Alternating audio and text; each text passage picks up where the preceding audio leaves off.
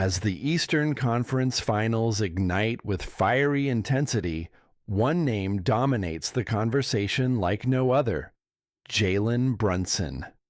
The New York Knicks' unassuming but explosive point guard has become the defining story of this postseason, carving his way into MVP discussions and rewriting what it means to be a second-round draft steal.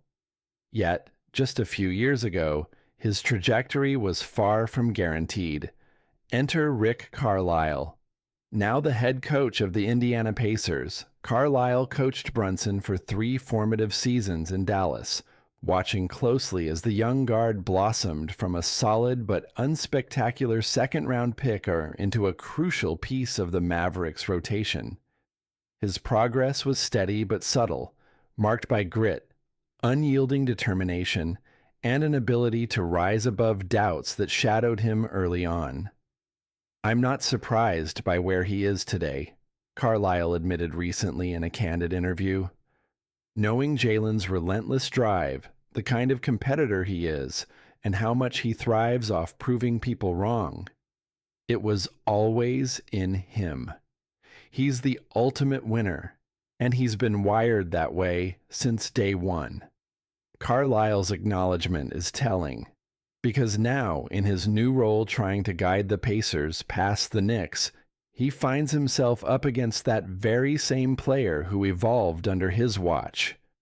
But there's a harsh truth Carlisle and his team are grappling with. Stopping Jalen Brunson is almost impossible.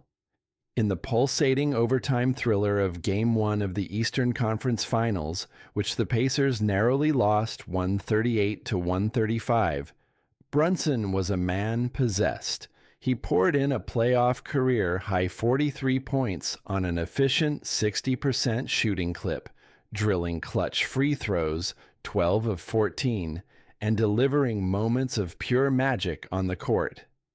His poise and craft under pressure set the tone for the Knicks' offense, despite a few late-game miscues that briefly rattled him. "He's a nightmare to defend," Carlisle reflected.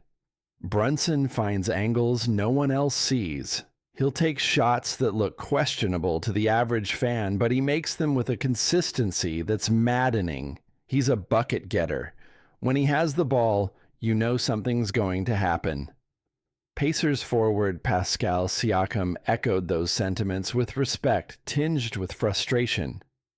"He's a tough cover, man. He's been this way for years. No matter the series, no matter the defense, Brunson finds a way to get buckets. It's just who he is." So how does Indiana attempt to counter a guard who seemingly cannot be slowed? The Pacers' game plan was aggressive, perhaps too aggressive. From the opening whistle, 6 feet 6 inch wing Aaron Nesmith shadowed Brunson full court, pressing him physically to try and sap his energy. Across the game, 7 different Pacers defenders took turns trying to contain the Knicks maestro, yet none found the answer.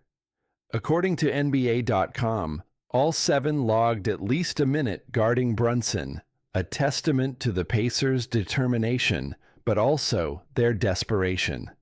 "We threw everything we had at him, 4 or 5 guys at times, and he still scored at will," said TJ McConnell, one of the Pacers tasked with guarding Brunson. "It's a tough puzzle. We have to come back with adjustments because what we did wasn't enough." Brunson isn't just a postseason surprise. He has repeatedly owned the Pacers in recent years.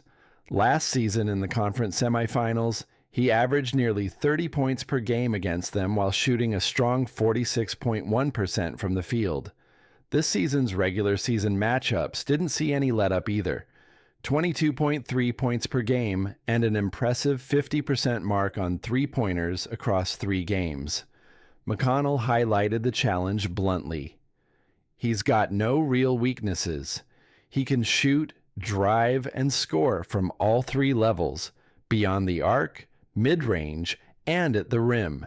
That's why guarding him is so difficult.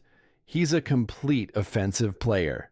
You have to slow him down because stopping him outright That's almost impossible. But Jalen Brunson isn't the only puzzle piece Carlisle must manage.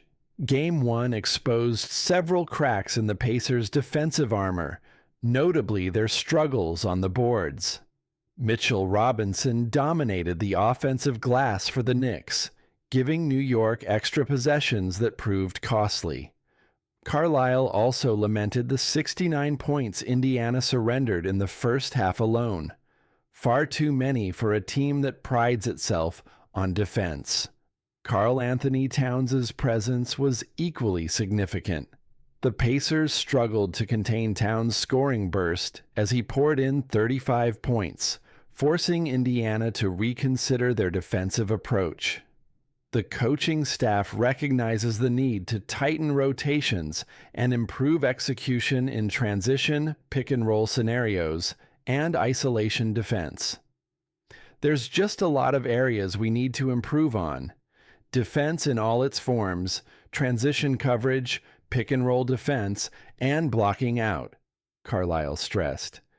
There was a lot of talk heading into the series about our rebounding and defensive focus. We have to be better. The stakes are high. In our